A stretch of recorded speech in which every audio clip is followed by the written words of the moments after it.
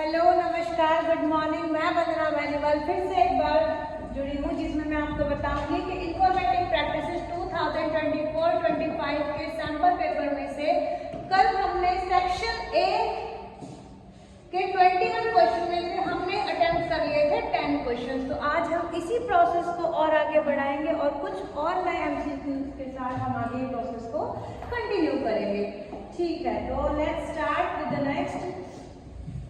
कल हम ये 1 से लेके 10 एमसीक्यू तक हमने अटेम्प्ट कर लिए थे। तो आज हम करेंगे 11th नंबर एमसीक्यू। 11th में मैं आपको पहले थोड़ा सा एक डिस्क्रिप्शन बता देती हूँ कि क्वेश्चन पूछ क्या रहा है। क्वेश्चन है कि काउंट ऑल। क्वेश्चन क्या कह रहा है कि काउंट ऑल। एक होता है मेरे पास यहाँ पर काउंट फंक्शन, एक होता है मेरे पास यहाँ पर काउंट फंक्शन और एक होता है काउंट स्टार। स्टार का जब भी आपको स्टार दिखेगा, स्टार का मतलब क्या होता है? ऑल। स्टार का मतलब क्या होता है? ऑल। तो क्वेश्चन पूछ रहा है कि count all function provide the total number of what. क्या प्रोवाइड करा रहा है? तो वो कभी भी कॉलम को प्रोवाइड नहीं कराता, ना वो कोई यूनिक वैल्यू आपको प्रोवाइड कराएगा और ना ही वो आपको नल वैल्यू प्रोवाइड कराएगा। तो आंसर क्या हो जाएगा? सीधा सीधा आपको यहाँ पर रोज का क्या हो जाएगा? रोज का। यहाँ पर एक छोटी सी बात और मैं आपको बता दूं कि जब भी काउंट ऑल होगा तो उन सभी वैल्यू को इंक्लूड किया जाएगा जो वैल्यू क्या होती है मेरे पास नल होती है, यानी कि it will include the null value also. ठीक है, आ गया समझ में। चलो नेक्स्ट और देख लेते हैं क्वेश्चन नंबर 12। आई होप आपको मेरी वीडियो पसंद आ रही होगी। अगर पसंद आ रही है तो लाइक करें, शेयर करें, सब्सक्राइब करें और हाँ कमेंट करना बिल्कुल भी ना भूलें जी। अब आगे है हम मल्टीपल चॉइस क्वेश्चन के 12th नंबर क्वेश्चन में, जिसमें क्वेश्चन पूछ रहा है मुझे कि in which of the network topologies do all the devices connected. तो क्वेश्चन का जो आंसर बनेगा क्या बनेगा? डिवाइसेस कनेक्टेड से। तो डिवाइस कनेक्ट कहाँ पर होते हैं, वो कौन सा पार्ट होता है? तो स्टार के अंदर, जैसा कि आपको पता है कि इसकी फॉर्मेशन क्या होती है, स्टार, इसके साथ PC1, PC2, PC3 और मेरे पास यहाँ पे PC4, यानी कि मैंने यहाँ पे काउंटिंग में नंबर भी अप्लाई कर दिए। तो जैसे कि बोल रहा है कि कनेक्शन बनाना है, तो जो मेरे पास एक मेन कंप्यूटर होता है, क्या होता है यहाँ पे? मेन कंप्यूटर कह लो, आप इसको सर्वर कह लो, जिसकी वजह से क्या होता है मेरा फुल्ली कनेक्टेड हो जाएगा। किस फॉर्मेट में? स्टार के फॉर्मेट में। तो डेफिनेटली मेरे पास बस, ट्री और मैच बिल्कुल गलत हो गए। तो करेक्ट आंसर क्या रहेगा मेरे पास? यहाँ पर एक स्टार टोपोलॉजीज का रहेगा। तो टोपोलॉजीज का जो बेसिक मीनिंग है वो क्या है कि मेरे जो कंप्यूटर्स हैं वो बेसिकली किस फॉर्मेट में अरेंज होंगे। जी बिल्कुल करेक्ट है। नेक्स्ट क्वेश्चन है मेरे पास 13th नंबर क्वेश्चन, जिसमें पूछा है कि इन पाइथन पैंडास क्या है? इन पाइथन पैंडास के जो डेटा फ्रेम है, अब आ गया क्वेश्चन डेटा फ्रेम का, डीएफ का। तो डीएफ में मेरे से पूछ रहा है, डेटा फ्रेम का क्वेश्चन है यहाँ पर कि टेल फंक्शन। एक होता है मेरे पास हेड फंक्शन, हेड का मैं एच स्मॉल बना देती हूँ क्योंकि पाइथन मेरे पास क्या है, एक केस सेंसिटिव लैंग्वेज है। तो एक होता है मेरे पास हेड फंक्शन, दूसरा होता है मेरे पास यहाँ पर टेल फंक्शन। जी हाँ, जब भी पाइथन में हेड और टेल की बात होगी तो वहां पर बाय डिफॉल्ट 5 वैल्यूज को ही रिट्रीव किया जाएगा। कितनी वैल्यूज? क्वेश्चन का आंसर समझिए कि जब तक आपके पास फंक्शन के अंदर कोई भी वैल्यू असाइन नहीं करके दिखाई हुई तो बाय डिफॉल्ट का आंसर क्या हो जाएगा? यहाँ पर 5 हो जाएगा। क्योंकि टेल के लिए पूछा है तो इन्होंने आपको बताना है कि टेल के अंदर बाय डिफॉल्ट कितनी वैल्यू आएंगी। तो आंसर क्या हो जाएगा मेरे पास? बाय डिफॉल्ट 5 हो जाएगा। जी हाँ, इसी के साथ मैं नेक्स्ट क्वेश्चन ले लेती हूँ, दैट इज क्वेश्चन नंबर 14। तो 14 में मुझे पूछ रहा है कि identify the type of the cyber crime that involves the sending the fraudulent emails. कौन सी ईमेल? जो क्या करवा रही है मेरे से? Fraud emails. यहाँ से आप क्वेश्चन के पहले सेंस समझिए। तो फ्रॉडलेंट मेल्स जो डेफिनेटली हैकिंग में बिल्कुल नहीं होती। पहले क्वेश्चन वो वाला आउट करो जो आंसर रिलेट ही नहीं करता। तो नेगेटिव क्वेश्चन आंसर जो थे पहले मैं उसको ही बाहर कर दूंगी। तो मुझे पता है बूलिंग का आप किसी को पर्सनली कमेंट करना, वो आपके पास बूलिंग के अंदर आ जाएगा। तो डेफिनेटली मेरा आंसर क्या होगा यहाँ पर, फिशिंग से रिलेटेड हो गया। जी हाँ, बिल्कुल करेक्ट है।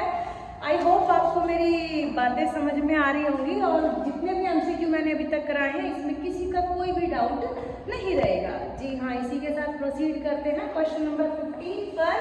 15th क्वेश्चन मुझे पूछ रहा है कि व्हाइल क्रिएटिंग अ सीरीज, क्या है फिर से क्वेश्चन देखो पाइथन पैंडास का।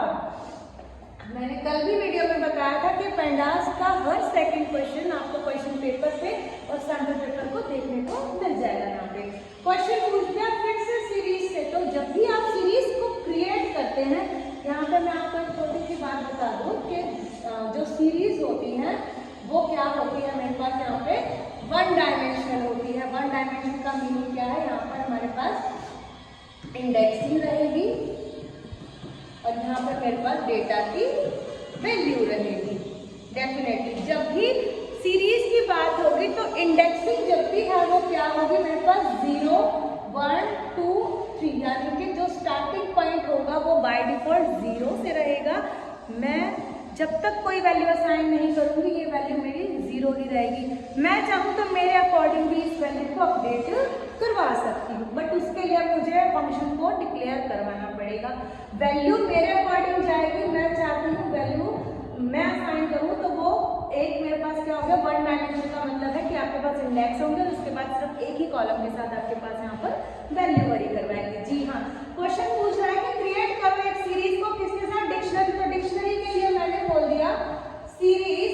डिक्शनरी बोला है तो बताया था कि करली ब्रैकेट के अंदर जब भी बात होगी तो करली ब्रैकेट मुझे रिप्रेजेंट क्या करती है, यहाँ पर डिक्शनरी को रिप्रेजेंट करती है। तो इसके अंदर की बात आपको बतानी है कि जब dictionary becomes the what, while creating a series using a dictionary, the keys of the keys कौन सी, इंडेक्स को ही क्या बोलते हैं, हम कीज बोलते हैं। तो क्या हम वो बना सकते हैं, तो आंसर देख लेते हैं फटाफट से इसका भी। मैंने क्योंकि बता ही दिया कि इंडेक्सिंग की बात होगी तो डेफिनेटली मैं इसका आंसर कुछ और माफ कर ही नहीं सकती। जी हाँ, डेफिनेटली तो आंसर क्या हो जाएगा मेरा बाय डिफॉल्ट इंडिकास का मतलब ही यहाँ पे इंडेक्सेस से ही है। जी हाँ, नेक्स्ट स्टेप चलते हैं हम क्वेश्चन नंबर 16 की ओर। 16 क्वेश्चन मुझे क्या बता रहा है कि आपको मैच इट करके दिखाने हैं फ्रॉम द एसक्यूएल। अब फिर से यहाँ पे डेटाबेस मैनेजमेंट सिस्टम या मैं बोलूँ माई एसक्यूएल का क्वेश्चन आ गया। क्वेश्चन पूछ रहा है कि आपको कुछ फंक्शन दे रखे हैं, क्या दिया हमने आपको, यहाँ पर कुछ फंक्शंस दे रखे हैं। फंक्शंस में आपको बताना है कि मैच फंक्शन। आपको जब भी मल्टीपल चॉइस क्वेश्चन में मैचिंग का क्वेश्चन आए तो आप कोशिश करिए कि जो इजी लग रहा है पहले वो वाला अटैच करें, यानी कि वहां पर आप इसको मैचिंग करके देखिए। तो मैक्स का मुझे पता लग ही रहा है कि मैक्सिमम वैल्यू को हम फाइंड आउट करेंगे। तो आई थिंक पहला आंसर मेरा सेकंड होना चाहिए। सब स्ट्रिंग, सब स्ट्रिंग होती क्या है, कोई भी स्ट्रिंग से रिलेटेड होगी। तो डेफिनेटली स्ट्रिंग की बात हो रही है तो फिर से मेरे पास स्ट्रिंग होती क्या है, स्ट्रिंग क्या होती है। स्ट्रिंग की जब भी मैं पूछूंगी या बताऊंगी तो स्ट्रिंग क्या होती है, कलेक्शन ऑफ द कैरेक्टर्स। क्या होती है, कलेक्शन ऑफ द कैरेक्टर्स और the is called the string here. और उसके बाद बोला है कि इन स्ट्रिंग, अगर सपोज मुझे इन स्ट्रिंग का नहीं पता तो उसको भी छोड़ दो आप। उसके बाद ऑर्डर बाय पे आ जाओ। तो ऑर्डर बाय का आपको पता था कि हम करते क्या है, तो स्ट्रिंग का मतलब यहाँ पर हो जाएगा डेटाबेस के कॉलम, ऑर्डर का मतलब हो जाएगा शॉर्ट द डेटा करना है, और इन स्ट्रिंग का मतलब क्या हो जाएगा, बाय डिफॉल्ट मेरे पास एक पोर्शन, यानी कि मैंने लिखा कलेक्शन। तो कलेक्शन के अंदर की कोई भी एक बात, जब भी मैं कोई भी एक वैल्यू को फाइंड आउट कराऊंगी तो इन स्ट्रिंग यानी कि बीच की एक वैल्यू को मुझे आंसर करवाना पड़ेगा। तो आई थिंक मेरा आंसर इसका बी हो जाना चाहिए। That's it. This is the correct answer here again. Let's see the question number 17. Fill in the blanks with the Boolean expression. जी हाँ, हमें क्या करके बताना है अब, Boolean expression बताना है। तो Boolean का मीनिंग जब तक पता ही नहीं है तो आंसर करोगे कैसे। तो Boolean का मीनिंग होता क्या है, डेफिनेटली ये मेरे पास होती है बूल वैल्यू जिसमें एक 0 होता है और दूसरा 1 होता है। जी, तो 1 का मतलब मेरे पास ट्रू कंडीशन और 0 का मतलब मेरे पास यहाँ पे कंडीशन क्या हो जाएगी, फॉल्स हो जाएगी। तो इतने से ही कर रही हूँ, क्या कर रही हूँ यहाँ पे फिल्टरिंग करके दिखा रही हूँ। तो क्रिएशन तो बिल्कुल नहीं है, शॉर्ट भी नहीं कर रही मैं यहाँ पे, ज्वाइन भी नहीं करूंगी क्योंकि वो एक तरह से क्रिएशन का और मर्जिंग की बात आ जाएगी। तो आंसर क्या आ जाएगा मेरे पास यहाँ पर फिल्टरिंग हो जाएगा। जी हाँ, वो आपको मेरी बातें समझ में आ रही होंगी। क्वेश्चन नंबर 18 को देखते हैं, जिसमें मुझे क्या पूछा है। अगर आपको वीडियो पसंद आ रही है तो लाइक करें, शेयर करें और सब्सक्राइब करें।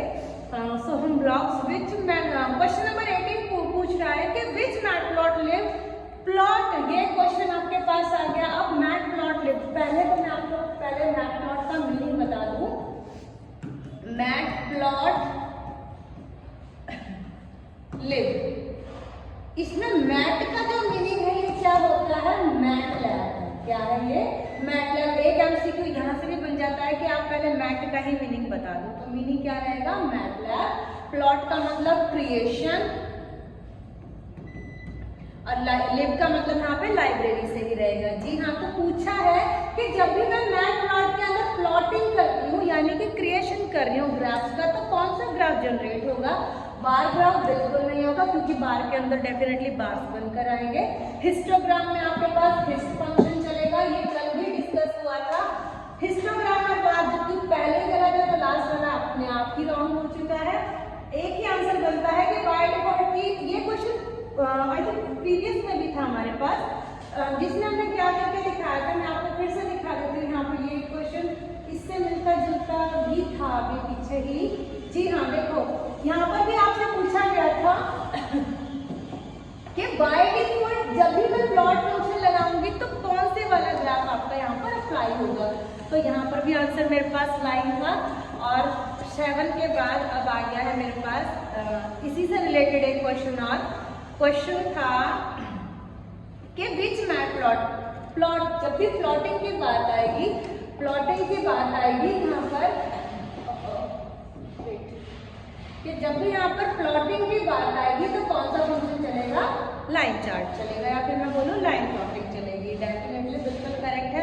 नेक्स्ट देखते हैं question number 19, which type of network, question क्या कह रहा है, which type of network covers the small geographical, क्या कह रहा है क्वेश्चन कि स्मॉल जो है वो क्या है, जियोग्राफिकल। यहाँ से क्वेश्चन को आइडेंटिफाई करें, क्या है, which type of network use the small geographical area, single office building और द स्कूल। सपोज मैं अपने ही स्कूल की अगर बात करूं कि एक बिल्डिंग से दूसरे बिल्डिंग को कनेक्शन के लिए मुझे कौन से नेटवर्क की रिक्वायरमेंट रहेगी, तो क्वेश्चन आ जाता है पैन, क्योंकि पैन के अंदर क्या है मेरे पास यहाँ पर पर्सनल एरिया नेटवर्क हो जाएगा। ये मैन का मतलब मेट्रोपॉलिटन एरिया नेटवर्क, लैंड का मतलब लोकल एरिया नेटवर्क और वैन का मतलब मेरे पास यहाँ पर वाइड एरिया नेटवर्क हो जाएगा। तो मैं आपको बता दूं क्योंकि पैन के अंदर पर्सनल, तो यहाँ पे एक एग्जांपल मैं ब्लूटूथ का भी ले सकती हूँ। मैन की अगर मैं बात करूँ तो मैन के अंदर हम एक सिटीज को कनेक्ट कर सकते हैं। मैं सिंपली बोलूँ इसका एक एग्जांपल हो जाएगा केबल टीवी हो गई। और अगर मैं बोलूँ कि लैंड क्या हो गया, इसके लिए बेस्ट एग्जांपल है मेरे पास स्मार्ट लैब है या फिर कंप्यूटर लैब, इसका एग्जांपल हो गया। वैन का मुझे पता ही है कि वर्ल्ड वाइड वेब, जब भी मैं बोलूँगी कि वाइड एरिया नेटवर्क की बात होगी तो वैन आएगा। तो आंसर क्वेश्चन में पूछा है कि स्मॉल जियोग्राफिकल एरिया को कनेक्ट करना है, तो स्मॉल के लिए क्या आ जाएगा मेरे पास, लैंड कनेक्शन आ जाएगा। जी नहीं, ये नहीं होगा बिल्कुल भी, आंसर क्या हो जाएगा, लैंड हो जाएगा। जी क्वेश्चन नंबर 20 है आपके पास। 20 and 21 both are the assertion and the reason here. Question number 20 में आपको क्या पूछा है कि आपको assertion के लिए A और reason के लिए R पे क्लिक करना है या टाइप करना है। both A and R both are true and the R is the correct explanation of the A. Both assertion A and R are true and both but reason R is not the correct explanation of the assertion A, and the assertion A is true but the reason R is not the correct or it was the false here. And last is the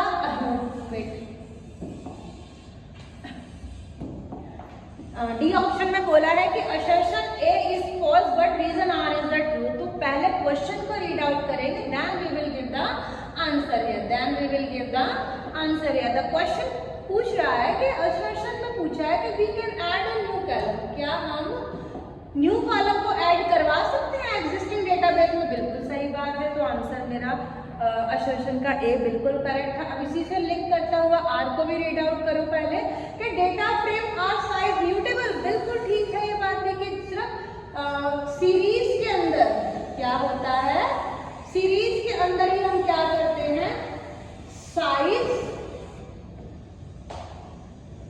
और data, या मैं बोलूं value, size mutable रहेगा और data मेरे पास immutable रहेगा, और data frame के अंदर उसका साइज भी और उसका डेटा दोनों के दोनों म्यूटेबल रहेंगे। तो आंसर मेरा ये भी बिल्कुल क्या हो गया, करेक्ट। तो इसकी करेक्ट एक्सप्लेनेशन क्या हो गई है मेरे पास, असर्शन का option number A, definitely option number A हो गया है यहाँ पर जी।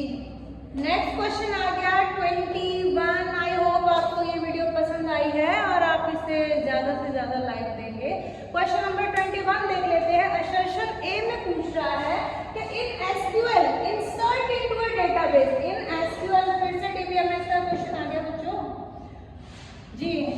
इन एसक्यूएल में insert into in a data definition language command, क्या जो एक कमांड है इंसर्ट इनटू वो डीडीएल के अंदर लाई करती है या नहीं करती। तो हमें बताना है कि ये कमांड मेरे अकॉर्डिंग या फिर एमएस एसक्यूएल के अकॉर्डिंग भी लाई यहाँ पर नहीं करती। तो ए क्वेश्चन क्या हो गया मेरे पास यहाँ पे, असर्शन का रॉन्ग हो चुका है। सेकंड देख लेते हैं। DDL commands are used to create, modify और remove database structure such as the table. तो बताना है कि डीडीएल कमांड के अंदर हम क्रिएट कर सकते हैं, बिल्कुल ठीक है, मॉडिफाई कर सकते हैं, बिल्कुल ठीक है, रिमूव कर सकते हैं, ये भी बिल्कुल ठीक है। यहाँ पर मैं बता दूं कि रिमूव के लिए हम यहाँ पर ड्रॉप भी यूज करते हैं, और एक फंक्शन और होता है डीडीएल के अंदर, वो कौन सा है, ट्रंकेट फंक्शन। कौन सा फंक्शन है भाई, ट्रंकेट फंक्शन। ये 4 फंक्शन होते हैं या 4 फंक्शन मैं कह लूं कि जो डीडीएल के अंदर मेरे पास लाई करेंगे। तो answer assertion A wrong and reason is the correct. तो let's see what will be the answer here. A बिल्कुल रॉन्ग है, बी भी रॉन्ग है, सी ट्रू नहीं था, ये भी रॉन्ग है। तो assertion A is false but reason R is true. Very good, ये बिल्कुल ठीक है आंसर आपका। ऑप्शन नंबर डी क्या हो जाएगा मेरे पास यहाँ पर, बिल्कुल करेक्ट हो जाएगा। आई होप हमने यहाँ पर अभी सैम्पल पेपर 2024-25 के अकॉर्डिंग 21 MCQs कंप्लीट कर चुके हैं। आई होप आप सभी को समझ में आए होंगे और सभी इसकी प्रैक्टिस भी करेंगे। अब आई थिंक मैं इस वीडियो को यहीं पर क्लोज करूंगी और आप इस वीडियो को ज़्यादा से ज़्यादा लाइक करें, शेयर करें, सब्सक्राइब करें सोहम ब्लॉग्स। जी हाँ, थैंक यू सो मच।